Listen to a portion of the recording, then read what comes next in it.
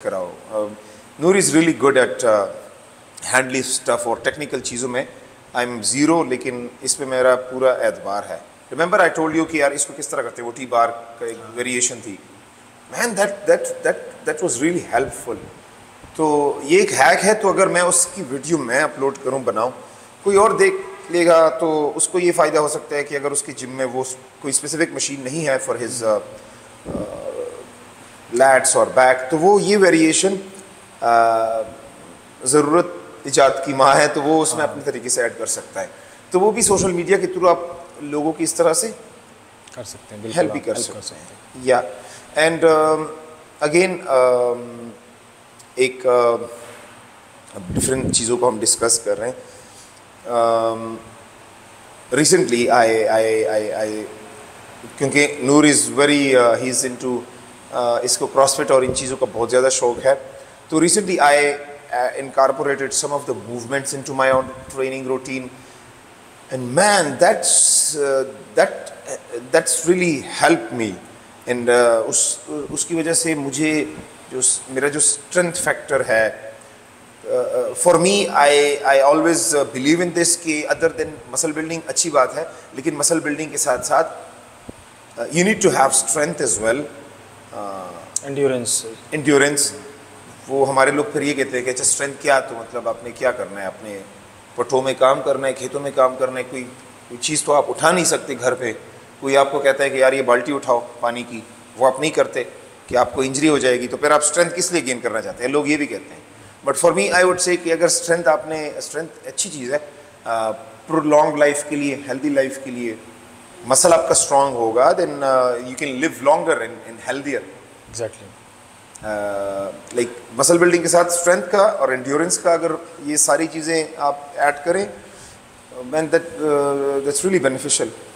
वही बात आ जाती है ना कि फिटनेस के मुख्तलिफ कंपोनेंट्स होते हैं, तो अगर आप जितना कर सकते हैं अपनी एक्सरसाइज रूटीन में थोड़ा सा हट के, थोड़ा सा सेम जो आपका रूटीन होता है, ज़्यादातर लोग मसल बिल्डिंग पे ही फोकस करते हैं, थोड़ा सा अगर आप डिफरेंट करते हैं तो मुख्तलिफ़ चीज़ें आप इसमें ऐड करते हैं। फॉर एग्ज़ाम्पल ये क्रॉसफिट करते हैं, थोड़ा सा एंड्योरेंस आपका बिल्ड हो, स्ट्रेंथ ट्रेनिंग करते हैं, आपका जो स्ट्रेंथ है, एब्सोल्यूट स्ट्रेंथ वो इंक्रीज़ हो रहा है, साथ में मसल डेंसिटी आपकी इंक्रीज़ हो रही है, मसल हाइपरट्रोफी भी हो रही है।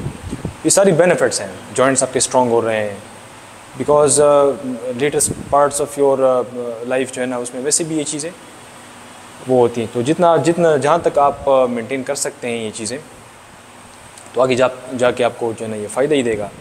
आपकी जो कार्डियोवैस्कुलर हेल्थ है या फिटनेस है, वो जितनी इम्प्रूव होगी, तो आपकी जो है ना जो हार्ट हेल्थ है, जिस तरह की वो कहते हैं कि अमेरिकन हार्ट एसोसिएशन, उसने जो मिनिमम क्राइटेरिया सेट किया हुआ है कि आपकी इतने मिनट्स की पर वीक कार्डियो अगर आप करेंगे तो आपकी जो है ना लाइफ प्रोलॉन्ग होगी। आपकी जो लाइफ है वो एक्सपेक्टेड है कि वो 10 ईयर्स तक प्रोलॉन्ग हो सकती है, just because of good cardio. अगर आप गुड कार्डियो करते हैं डेली बेसिस पे, तो ये बेनिफिट्स हैं, साथ में आपको बेनिफिट्स मिलेंगी।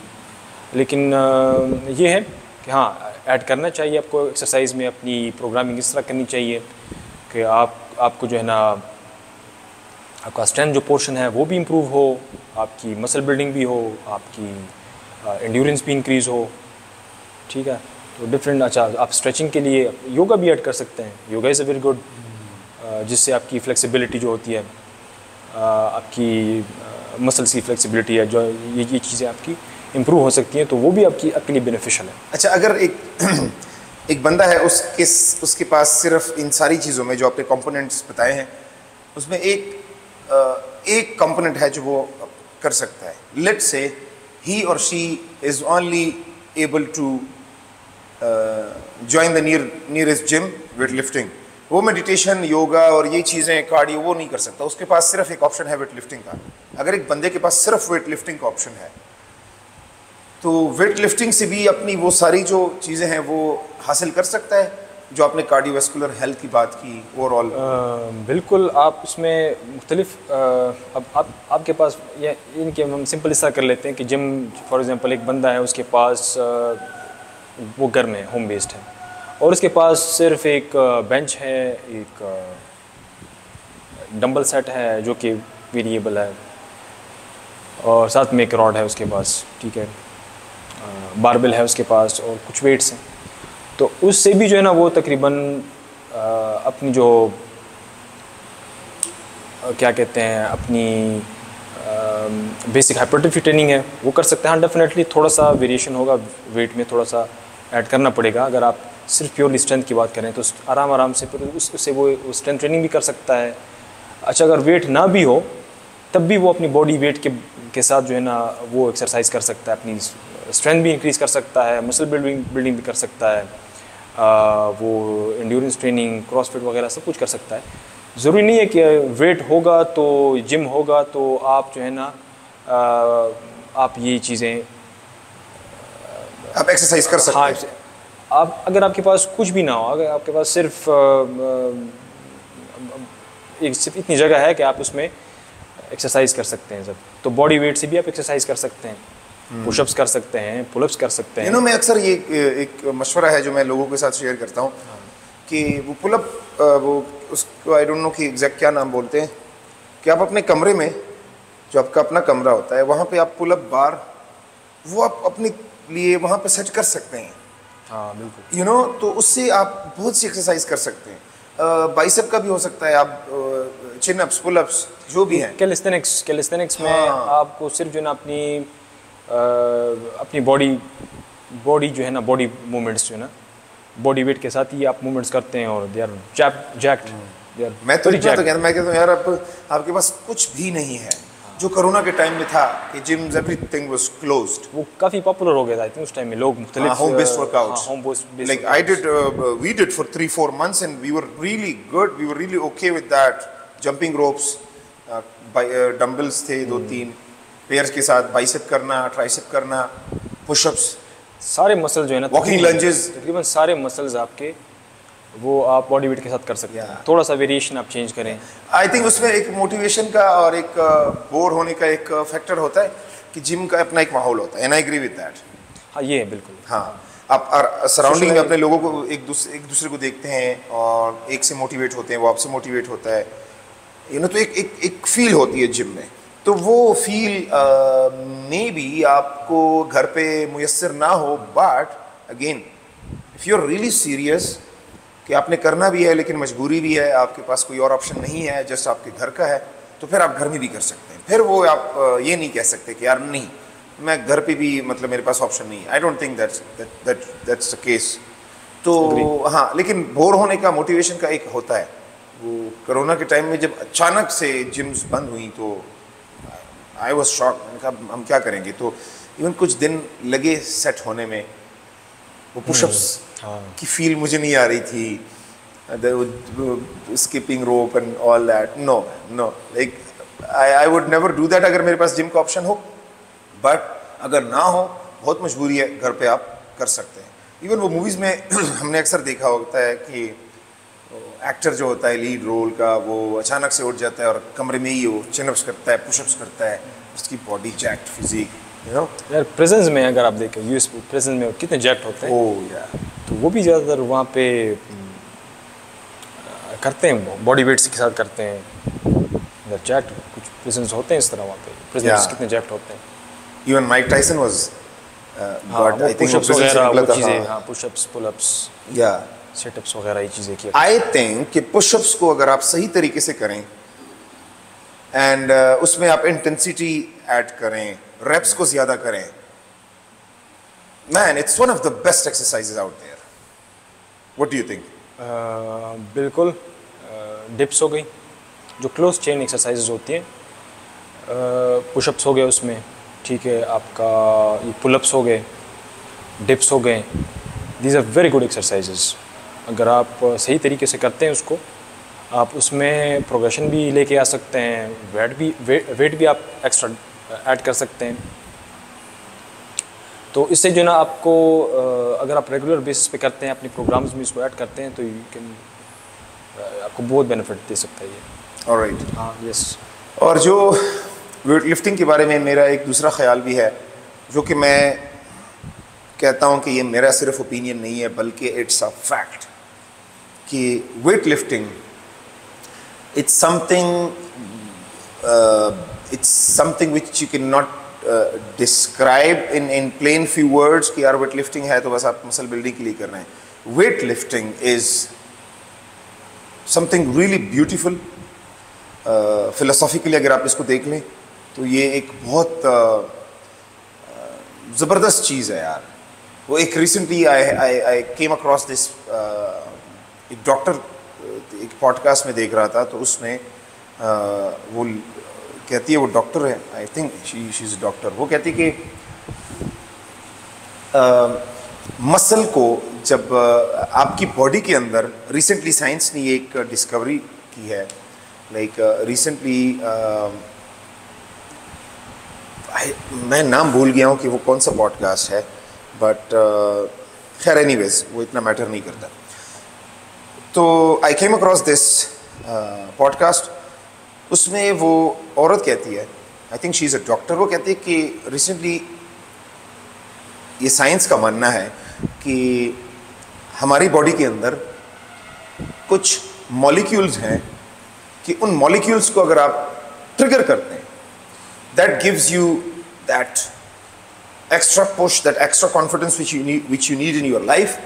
और वो जो आपकी लाइफ में जो एक एक्स्ट्रा जो एक चीज़ होती है, एक स्पार्क चाहिए होता है हर बंदे को, you know, to feel high, not to feel low obviously. उसके लिए बॉडी में कुछ मॉलिक्यूल्स होते हैं, उन मॉलिक्यूल्स को आपने जगाना होता है. And they science call those molecules as hope molecules. Those hope molecules are only triggered when you contract your muscle. कोई भी मसल आप कॉन्ट्रैक्ट करें बॉडी के अंदर और किसी भी एक्सरसाइज के हेल्प के थ्रू हो, not just weight lifting. I think इसके बारे में मैंने बिल्कुल, चाहे you are into weight lifting और यू आर इनटू स्विमिंग और आप वॉलीबॉल खेल रहे हैं, जो भी है, आपका मसल कॉन्ट्रैक्ट हो रहा है किसी स्पेसिफिक एक्सरसाइज में, उससे जो मॉलिक्यूल्स जो रिलीज होती हैं बॉडी में, वो आपको वो लाइफ में जो एक होता है ना वो फील कि यार मुझे ये चाहिए हर दिन, वो आपको उसी से मिलता है, बाय कॉन्ट्रैक्टिंग योर मसल. सो इससे भी हम अंदाज़ा लगाएं कि ये एक कितनी मज़े की चीज़ है. और आई थिंक इसको नेमत ही कह सकते हैं, और अक्सर लोग इस नेमत से महरूम हैं. हम नहीं है भाई, लेकिन कुछ लोग हैं जो इस नेमत से महरूम हैं और हम चाहते हैं कि वो भी इस नेमत को पाने के लिए सामने आए. मैं खुद इसके बारे में थोड़ा सा मैंने सुना है, इसके बारे में नॉट इन दैट, ये होप, इसका मैंने सुना है होप मॉलिक्यूल्स का. वेल ये जो आपने बात की, ये जो एक फील होता है ना,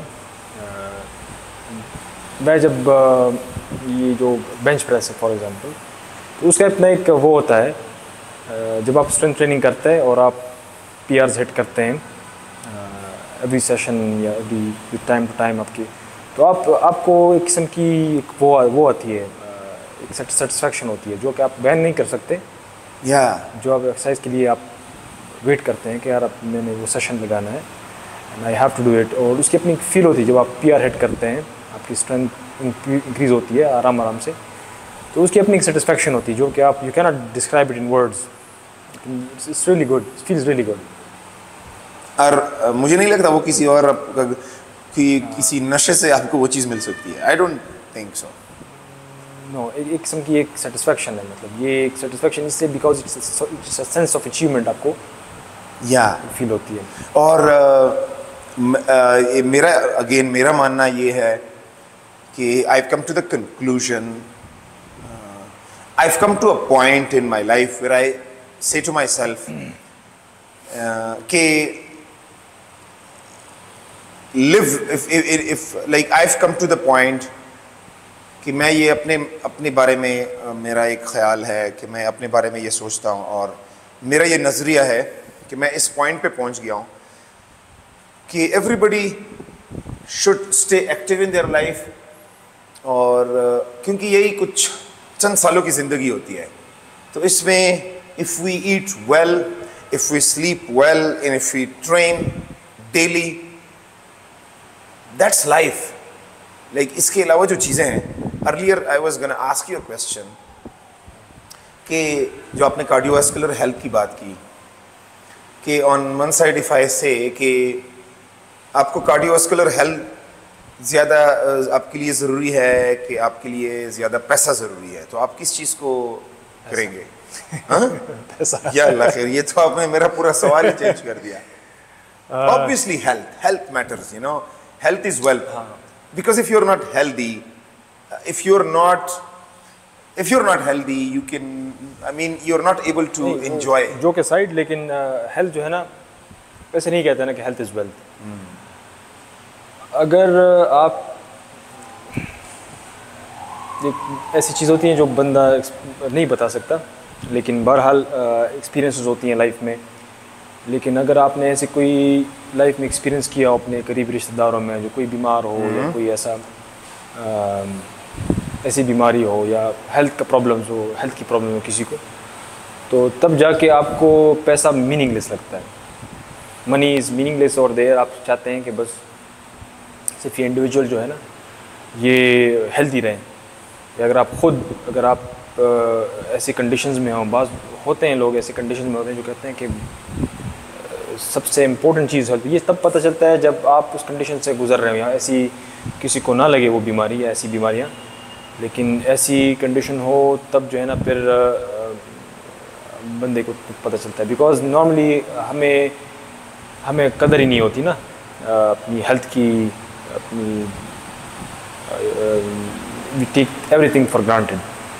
ठीक है, अगर मैं आपसे कहूँ कि आपकी ये जो एक आंख है और ये मैं आपको आप 1 करोड़ रुपए आप मुझसे ले लें, लेकिन आप ये आंख मुझे दे दें, आप नहीं, कभी भी नहीं।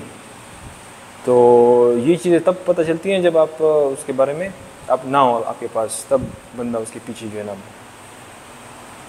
जब आप आँखें काम नहीं करती तब आप करोड़ों रुपए खर्च कर लेते हैं ताकि आपकी बिनाई वापस आ जाए। हाँ, same is the case with your health के बारे में।